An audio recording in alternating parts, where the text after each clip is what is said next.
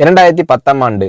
அப்போது திமுக ஆளுங்கட்சி, அம்மா அவர்கள் எதிர்க்கட்சி. ஒரு பெரிய மிரட்டல் விடுத்து அம்மா அவர்களுக்கு எதிராக மதுரை மாவட்டத்தில் பல இடங்களில் போஸ்டர் ஒட்டியிருந்தார்கள். அந்த போஸ்டரில் அம்மா அவர்கள் மதுரைக்கு வந்தால் திரும்பி செல்ல மாட்டார், மதுரைக்கு அம்மா அவர்கள் வரக்கூடாது என்று மதுரை மாவட்டத்தில் பல இடங்களில் அந்த போஸ்டரை ஒட்டி பெரிய மிரட்டல் எல்லாம் கொடுத்தார்கள். அதேபோல் ஜெயா டிவிக்கும் மிரட்டல் தொலைபேசிகள், மிரட்டல் கடிதங்கள் வந்து கொண்டிருந்தது. ஜெயா டிவியின் செய்தி பிரிவினர் இந்த மிரட்டல்களை பற்றியெல்லாம் தியாகத்தலைவி சின்னம்மா அவர்களிடம் சொல்லி அம்மா அவர்களின் கவனத்திற்கு கொண்டு சென்றார்கள். அம்மா அவர்கள் துணிச்சல், வீரம், கம்பீரம் இவற்றின் ஒட்டுமொத்த உருவம். அதனால் புரட்சி தலைவி அம்மா அவர்கள், நான் மதுரைக்கு போய் தீருவேன், பொதுக்கூட்டத்தில் பேசியே தீருவேன், எது நடந்தாலும் எதிர்கொள்கிறேன் என்று சொல்கிறார்கள்.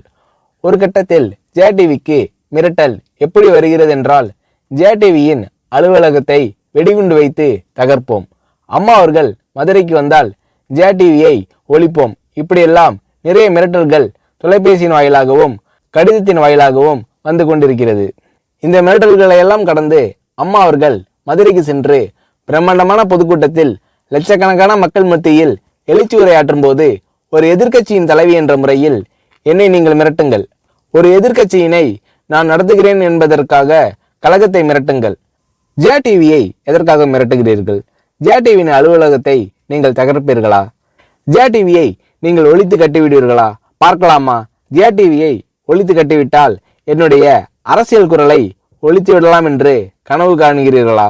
ஜெயா டிவி என் உயிருக்கும் மேலானது, நான் என்னுடைய உயிரை விட அதிகமாக நேசிப்பது, என்னுடைய அரசியல் கரமாக நான் போற்றி புகழ்வது, அதன் மேல் நீங்கள் கை வைப்பீர்களா, பார்க்கலாமா என்று எழுச்சி உரையாற்றினார் புரட்சி தலைவி அம்மா அவர்கள்.